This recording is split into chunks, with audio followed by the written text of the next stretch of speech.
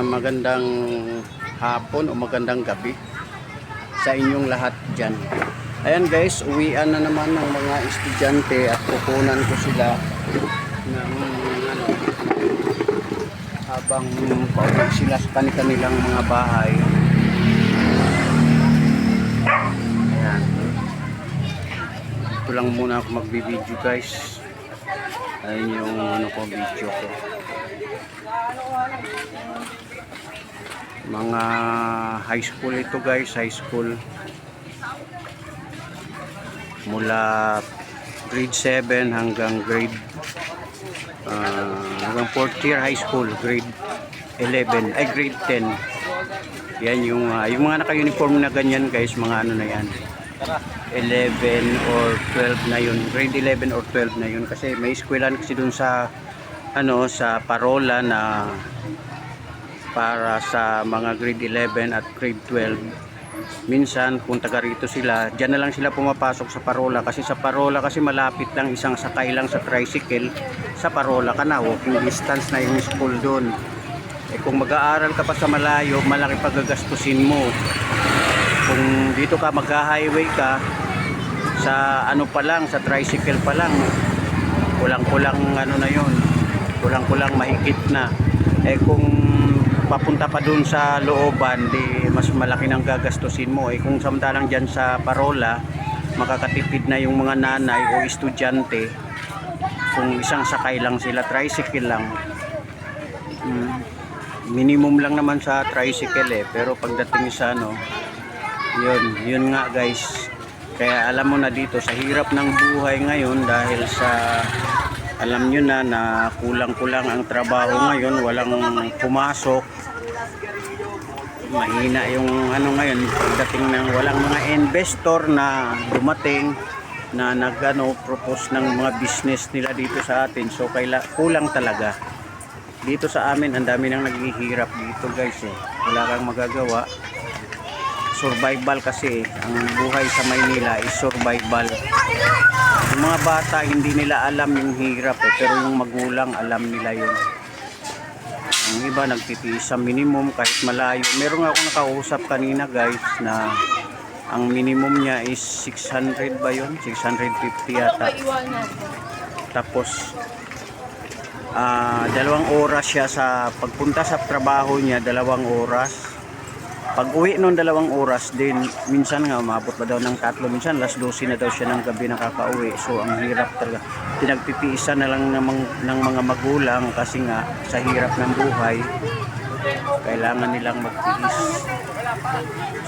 So naman guys, yung mga naka-uniform na yon, after grade 12, kung marami silang pera, maraming pera yung magulang nila, pwede silang magtuloy sa college. Pero kung wala, malamang magtrabaho na ang mga magtatrabaho na ang mga yon, hanggang high school na lang yung grade 12 na lang yung matatapos nila. Pero magandang trabaho na yung nakatapos ka ng grade 12 dahil pwede ka nang pwede ka nang pumasok sa mga call center, mga ganon. So magaang na trabaho na ang mapapasukan mo. Yun ang advantage ng nag-aaral guys sa hindi nag-aaral. Kasi dito sa amin, marami talaga ang mga hindi nag-aaral dahil sa hirap ng buhay, at saka yung iba naliligaw ng landas, maaga pa nagda-drugs na, yun, ganon yung tsaka yung iba namang bata, meron talagang batang hindi mahilig sa aral, kaya ganon. So ayan guys, mga estudyante, mga nag-aaral, uuwi na sa kanilang mga bahay. Dito kasi ang karamihan dito mga taga-Exodus hanggang doon yan. Marami kasing mga bata na dito nag-aaral sa amin para wala nang pamasahe. Diyan na lang yung yung eskwelahan nila. So wala nang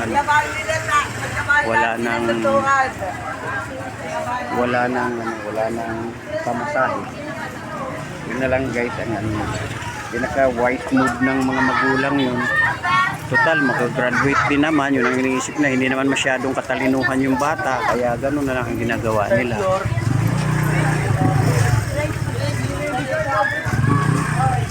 Ayan guys, champak na yung mga bata sa ano sa kalsada dahil uwian na. Ayan na.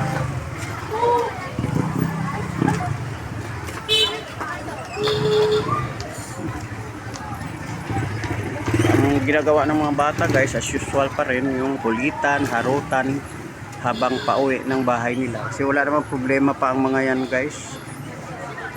Hindi kapareho nating mga malalaki na dahil hanap buhay na. So ang problema talaga natin is hanap ng pagkakakitaan para sa kinabukasan ng mga pamilya.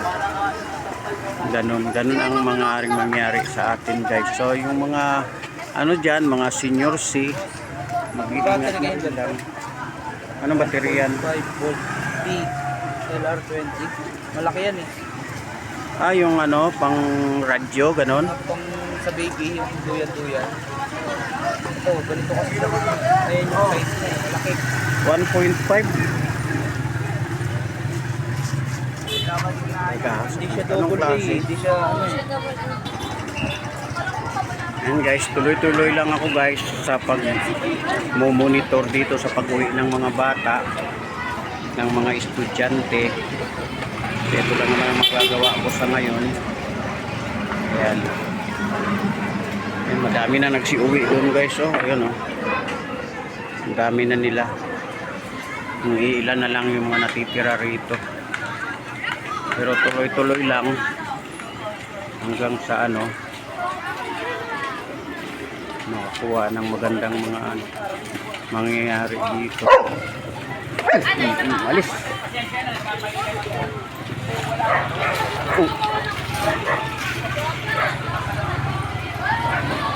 Guys, maingay yung aso ko guys eh. Pag hindi mo inano kaagad yan, ano yan eh, yung lalong mag-iingay. O, mag-ingay ka na naman ha. Ampasin kita dyan pag maingay ka. Nagbablog ako dito, maingay ka. Yan guys yung ano.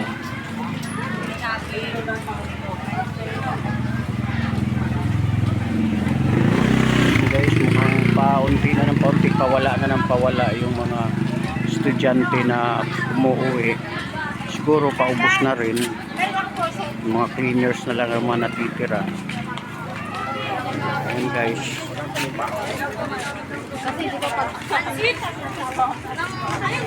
Wala na eh. Ayan guys. Padilim na rin guys. So ayan oh, ang ulap madilim na. Kanina guys medyo umambon pero nawala din agad. Akala ko nga magtutuloy-tuloy na yung ulan. So nag-ready na ako ng trapal para itapal sa ano. Hindi naman nagtuloy. So okay lang.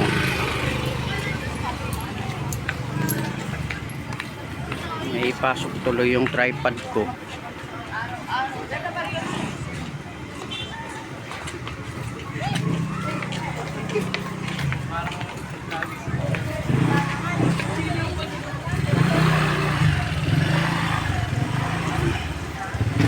Ayan guys, paubos na talaga sila.